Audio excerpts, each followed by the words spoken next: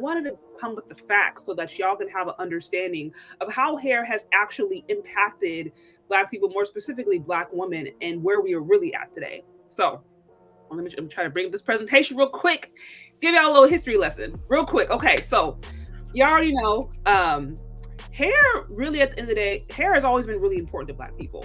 And before slavery happened, pre-colonial Africa, hair, it was a big aspect of society. It reflected where people were in society. Women took great pride. They took great pride in showing off their hair.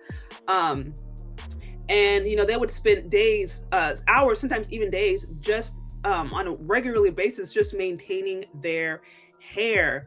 Hair was considered to contain the spirit of individual. It was considered to be one of the closest things to God.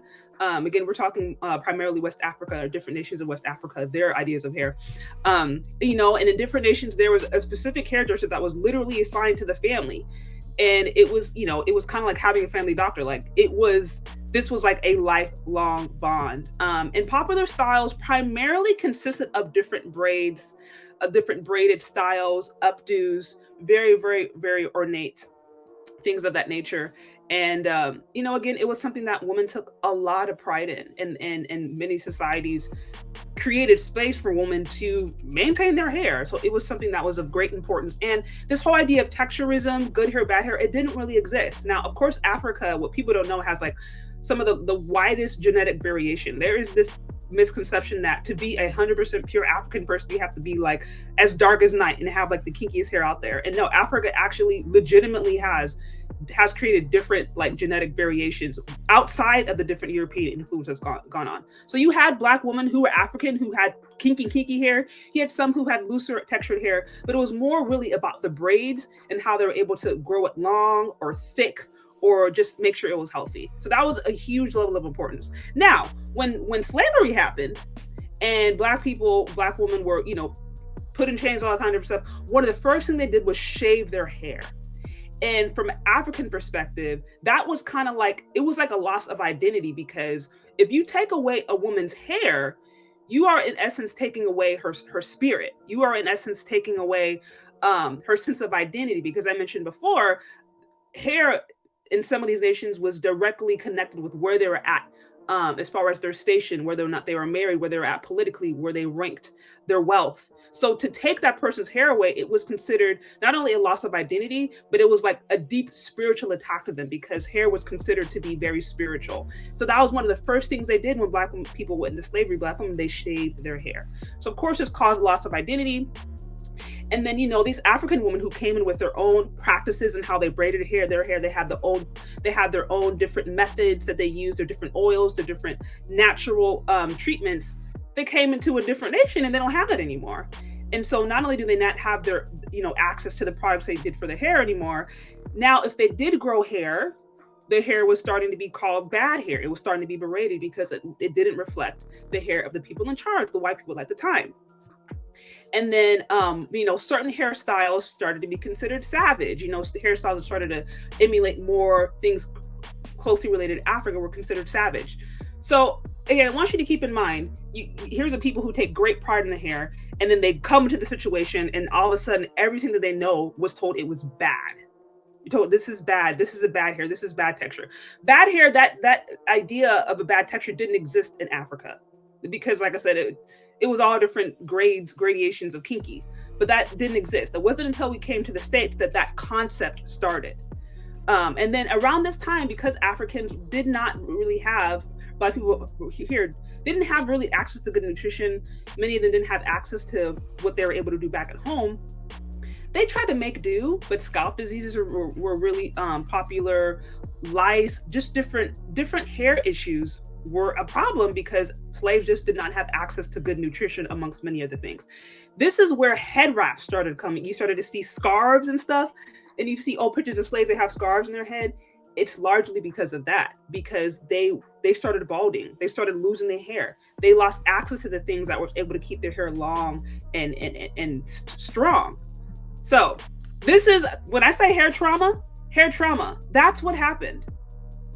Now, and again, the politics, right, of Black folks, you got the plantation and the household miscegenation, which was the different mixing that happened between the slave masters and the slaves started to produce more lighter skinned people that started to have more features that were considered European Eurocentric. Now, as we know, those lighter skinned people, many of them were able to work in the house.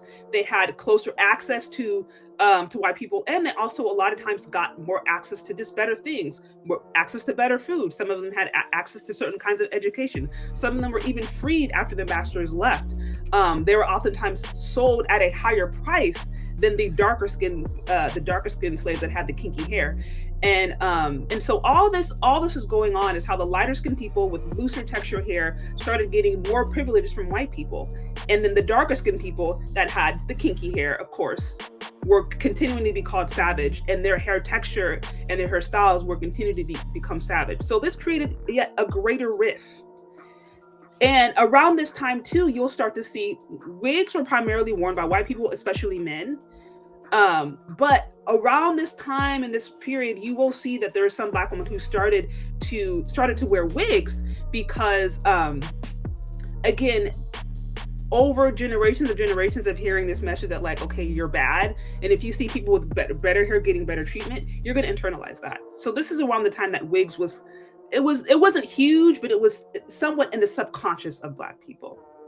Now, post-slavery, okay, now this was, after slave people were free and supposedly had rights to everything, this brainwashing had already been going on now for a couple of 100 years at this point.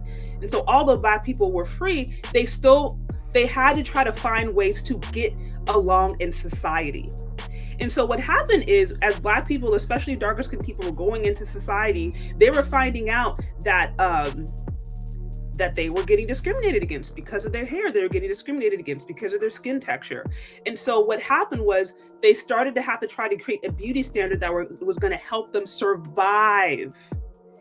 And that beauty standard, lo and behold, here's a lovely actress, Lena Horne, who was very popular in her day and age. That beauty standard was generally associated with the lighter skinned, quote unquote, house field, or the house Negro, the one that was given access to better things and oftentimes had more wealth as a result. And so again, this light skin versus dark skin, this elite versus the poor, this is where it continued. And really what we find, as I was reading through different books and different things like that, what we find is that at the end of the day, Black women started to, all the braided, beautiful styles that they had in Africa, they basically went away because they needed to survive. And they started to take on and started to seek for more hair that looked straight, that looked more like it was going to give them access to a better life. And this continued. There was this whole idea of the new Negro, which created around the 1900s, right? Which was about this idea, okay, let's reinvent the image of the Negro. Let's tell them that we can be sophisticated. Let's tell them that we too can have class. And again, this is the image of the new Negro that you're getting: a lighter skinned woman with straighter hair, with have more European centric features. That's what's going on. And so this happened really up until for quite a long time. And then we had obviously Madam C.J. Walker, Annie Malone. These are different women who were very much pioneers of their day as far as creating Black hair products that would help Black women. But the whole idea was helping Black women to get hair that looked less Negro, for lack of a better term, that looked less Black, because they were selling a lifestyle. It wasn't just about having a beauty standard. It was about, if we can make our hair look a little bit more European, then we actually may get that job. We may look a little less frightening to this person. And so this was happening way up until the 50s. And any products that prior to that point were all based upon this way of how can we get Black women to assimilate so that they can survive in this very, very hostile environment. That's what's going on.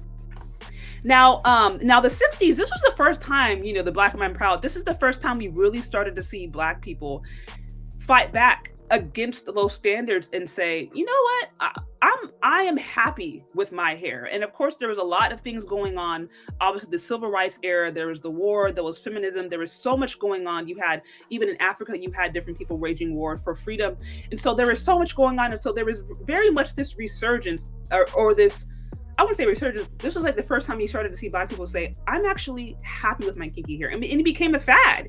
And at that time, you even started to have some people who were saying that like there were some lighter skinned people who considered to have good hair that said, oh my gosh, I'm getting discriminated against because my hair isn't kinky enough. So that happened for a little bit.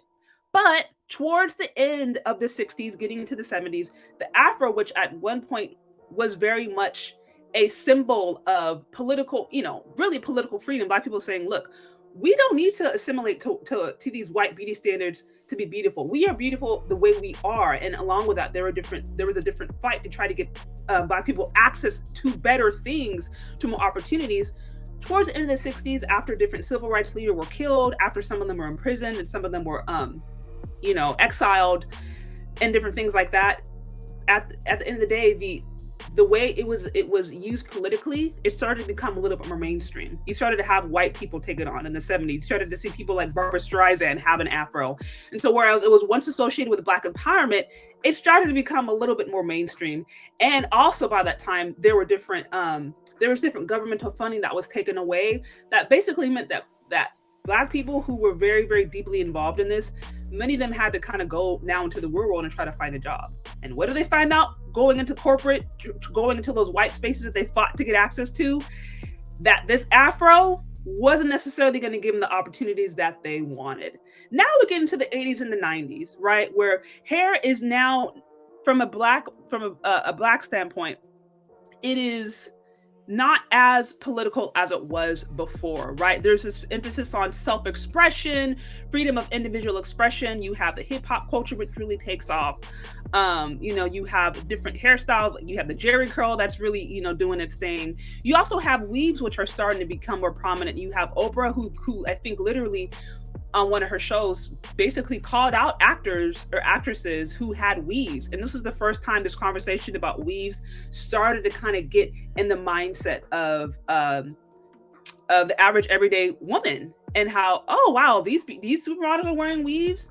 And so I think then the seed was planted that like, okay, well, they're wearing weaves and they look this good. And you'll start to see early into the 90s that weaves start to become not only more popular, but previously weaves had a bad connotation. By the 90s, after Oprah and different things like that, the negative association with weaves kind of went away. You started seeing more people talking about it. You started seeing more people talking about it openly.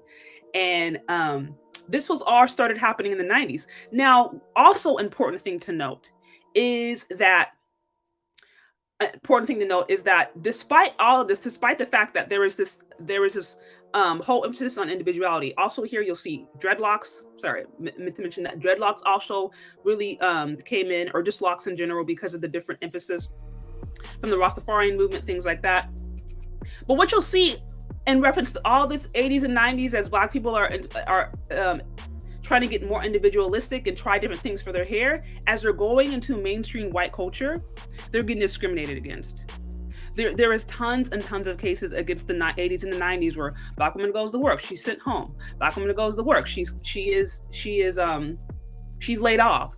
Black woman goes to work. So you'll see tons and tons of cases happening throughout the 80s and 90s as women are trying different styles, trying braids, doing these different cuts or whatever, perms, doing all kinds of different stuff. At the end of the day, when they go to work, they're getting discriminated against, primarily for their hair. Now you go into the 2000s, natural hair movement. This is, again, somewhat, I would feel like it's somewhat of a resurgence, I feel like, of the 60s, where you see women taking on their natural hair. But it's not just the Afro. You see these beautiful curls over here. You start to see different products, the Carol's Daughters, the Jane Carters of the world. You see those different things really research. And then with the advent of social media, you start to see different people who have YouTube channels and who are talking about their experience with natural hair, what that means to them. And so this really started into the 2000s, and I think very much is going on today. With that, however, you will also see that weaves were continuing in its popularity. And in the book that I read, it said, despite the fact that, the natural hair movement, and now we have more products that are dedicated to natural hair, dedicated to different textures of hair, still more than 70% of Black women were still choosing to chemically straighten their hair. And they were doing that over wearing their natural hair. So even though we were seeing a resurgence and we were seeing this movement of women embracing their hair, yet and still chemically straightening your hair that's it. Like that still reigned supreme. And another one says it's estimated that 50 to 60% of weave customers have natural hair under their weaves. And so some of them are moving away from relaxers or moving away from, those chemicals to try to permanently straighten their hair. But then they're just putting a weave over it or they're putting a wig over it.